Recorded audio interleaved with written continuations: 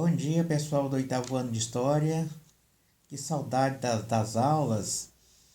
É, nós, então, vamos começar aqui o terceiro bimestre, é, estudando 3 capítulos.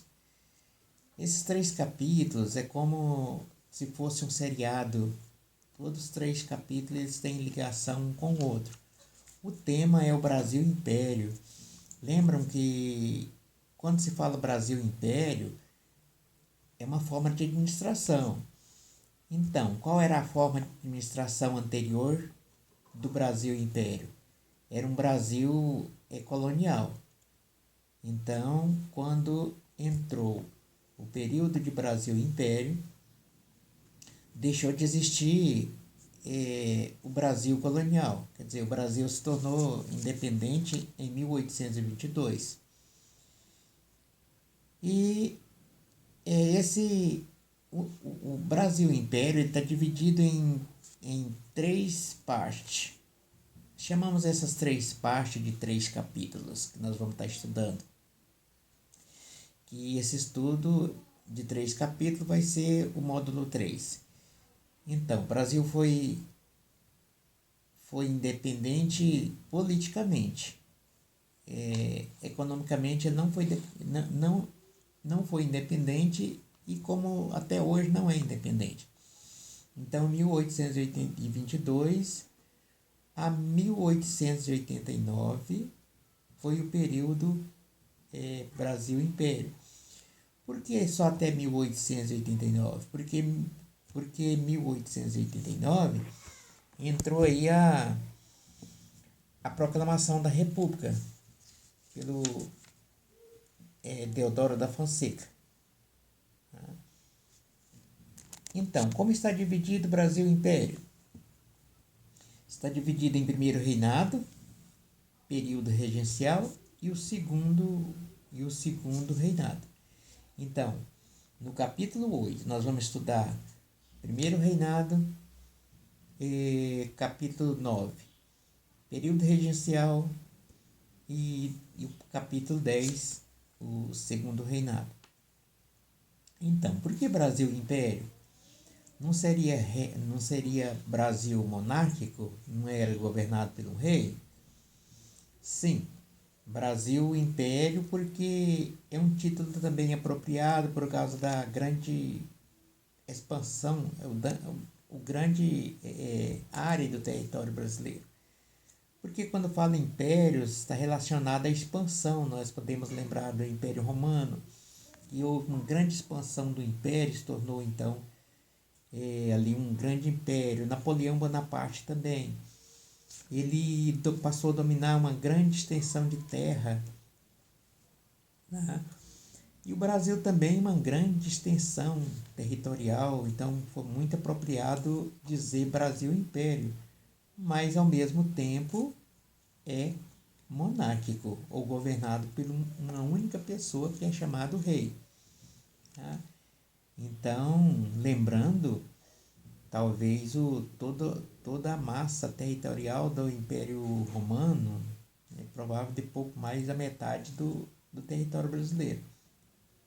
Para vocês terem noção, o quanto que o território brasileiro é uma grande massa de terra. Tá? Então é bem apropriado chamar Brasil Império, mas na realidade também era governado por reis. E o primeiro reinado foi Dom Pedro I. E ali, se vocês lembram que para o Brasil se tornar independente foi como se uma briga, uma luta contra pai contra filho. Porque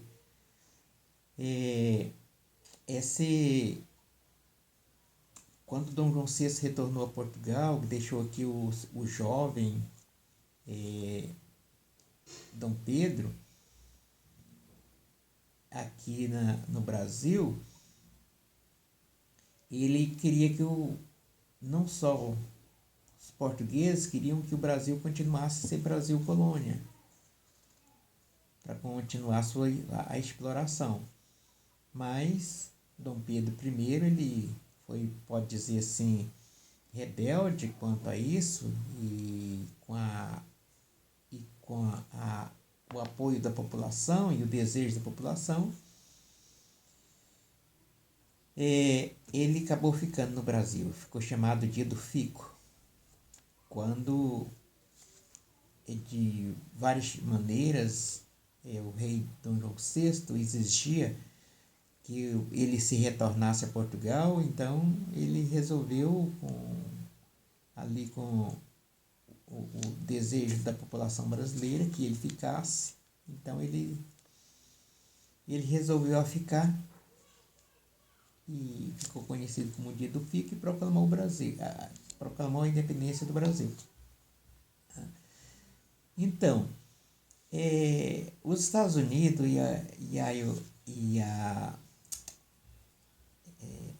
a Inglaterra foram os mais interessados do Brasil, pela independência do Brasil. Eles ficaram muito satisfeitos com a independência do Brasil, principalmente os Estados Unidos. Ele então tinha uma lei, a lei doutrina Monroe, que a América é dos americanos, e não queria nenhuma intervenção europeia. Então ele foi o primeiro a reconhecer a independência do Brasil. A Inglaterra também, há muito tempo, desejava a independência do Brasil, porque se tornar um comércio livre, e também ter colocação dos seus produtos, Brasil como um grande mercado consumidor, reconheceu então a independência do Brasil. Portugal, que não queria a independência do Brasil, foi o último a reconhecer a independência do Brasil, e para reconhecer a independência do Brasil, Dom Pedro I teve que pagá-lo por um preço muito alto. 2 milhões de libras esterlina, o dinheiro que valia na época. Então teve que pagar para ele assinar o reconhecimento da independência do Brasil. Dom Pedro I não tinha esse dinheiro, então recorreu à Inglaterra como forma de empréstimo. E aí já começou então a independência econômica, tá? Que até hoje o Brasil não é independente economicamente. E aí aumentou então a dívida do Brasil com a Inglaterra. Então um novo governo teria que então ter novas leis, que é chamada Constituição. O que é uma Constituição? São as leis que regem o país, porque anteriormente as leis que existiam eram leis coloniais. Inclusive, uma das leis coloniais era o monopólio, o metalismo, a exploração. Então, o Brasil agora é independente, então ele precisava então de novas leis. E a Constituição então foi reorganizada ou instituída em 1824, 2 anos após a independência. Então, Dom Pedro I ele criou uma assembleia, chamada Assembleia Constituinte, para elaborar as leis ou Constituição do Império. Então, ele responsabilizou grupos políticos, como os restauradores, os exaltados, para elaborar a Constituição. Só que ambos os grupos, eles tinham interesses diferentes. Então, houve muito desacordo e não chegava a nenhum resultado. Não havia acordo entre eles por causa dos seus interesses contrários. Então, Dom Pedro I ele para resolver essa questão, ele convocou um grupo, tendo ele como coordenador. É bom lembrar que esses partidos que faziam parte da Constituição para a elaboração da lei, os interesses não, eles não tinham interesses comuns, era contraditório, por isso não chegou a nenhum acordo, e esses interesses também contrariava Dom Pedro I. Então ele convocou um grupo para ajudar na elaboração da Constituição, sobre a sua coordenação, e aí foi elaborada aí as primeiras leis constitucionais, como pode ver aí na página 291,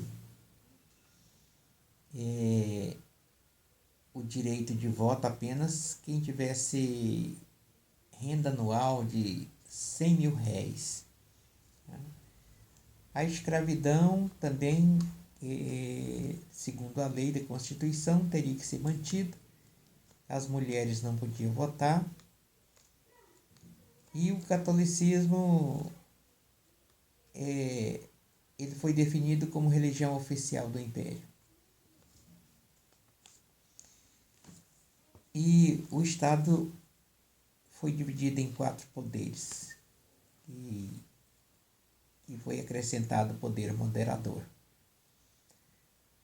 Quais são esses poderes? Executivo, legislativo e poder judiciário, que permanece até hoje, mas na época de Dom Pedro I ele acrescentou o poder moderador. Esse poder moderador cabia a ele a ter decisões finais. Se ele não concordasse com determinada decisão, a decisão final era dele. Tá? É diferente de hoje, que hoje a decisão final não é do presidente. Tá? A decisão final é dos 3 poderes. O presidente apenas outorga ou assina como aprovação de determinada lei. Certo? Então, e a questão dos escravos, né? E também a questão dos indígenas. Também foi uma discussão séria, porque esse debate aqui, qual seria a sociedade, as classes sociais que seria reconhecido como cidadão brasileiro. Então, os indígenas não deveria ser reconhecido como cidadão brasileiro. O político José Bonifácio defendia que sim, desde que eles moldassem os seus costumes como a dos europeus, tá? Abandonando então as suas tradições e se tornasse como, quer dizer, eles passassem a ter uma cultura europeia, não uma cultura indígena. Então, só assim eles poderiam ser um cidadão brasileiro. Então, podemos ver aqui que foi uma imposição, né, do Império. Do contrário, ele não poderia ser reconhecido como integrante da sociedade brasileira ou reconhecido como cidadão brasileiro. Então, veja que absurdo. A questão da escravidão. Então, a escravidão seria, então, abolida ou continuada? Então, havia discussão. Alguns queriam que fosse continuada, outros queriam que fosse abolida. Mas, novamente, José Bonifácio ele apresentou um projeto da abolição gradual da escravidão. Quer dizer, abolição aos poucos, não de uma... Mas o imperador, o Dom Pedro I, como tendo em suas mãos o poder moderador, que poderia suprir qualquer opinião, qualquer decisão, ele barrou esse projeto de José Bonifácio e aprovou, então, na Constituição, estipulando manter o regime escravista do Brasil de forma permanente. Então, vocês estudem essa matéria aqui, e na próxima aula nós vamos estar fazendo o quê? Vamos estar fazendo uma avaliação oral, para nós ter uma noção o que vocês realmente conseguiram aprender desse conteúdo. Tá? Então, o capítulo 8 não terminou, mas nós temos aí as páginas de exercício. Visto que nós temos uma semana para estudar história, vocês façam as atividades da página 295. Aí a primeira questão, na página 294. E a página 295. Vocês vão fazer a questão número 1, número 2 e número 3. Tá? A primeira questão, leia a seguir o trecho da Constituição de 1824 e depois responda as questões.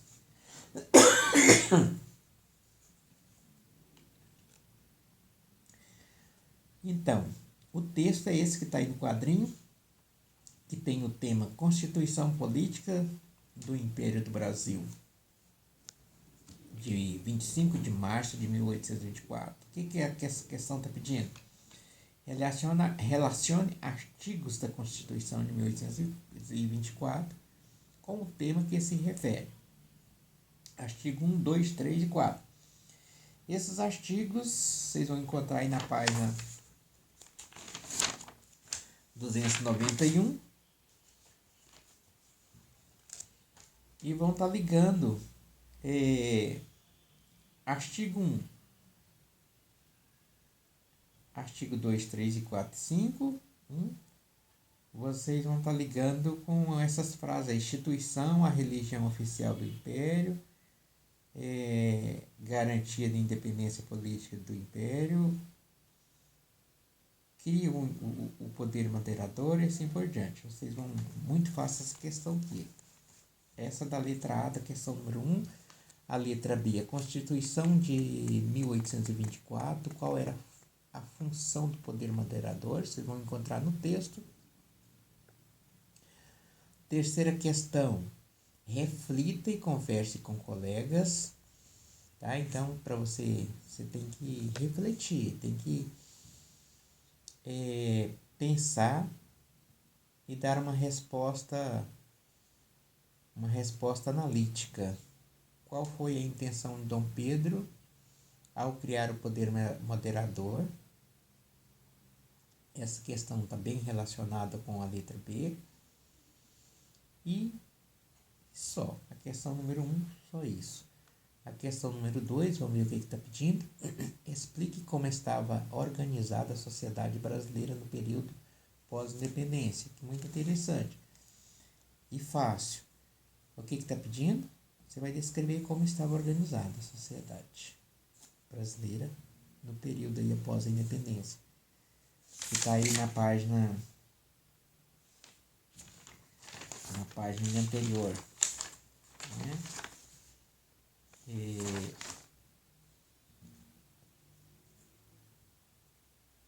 Aí logo no início, na página 290. Com a Constituição a questão 3, com a Constituição de 1824, novas leis passaram a reger o Brasil. Entretanto, nem todas as pessoas foram beneficiadas com a condição de cidadão do Império.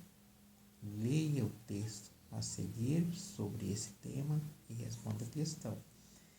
Então, a questão 3, a letra A, B, C e D, vocês vão encontrar nesse texto aqui, ó.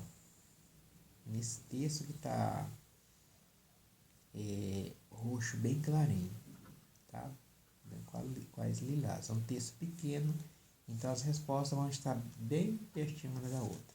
Então, defina direitinho início e fim, ou os limites de cada questão. Então até a próxima aula.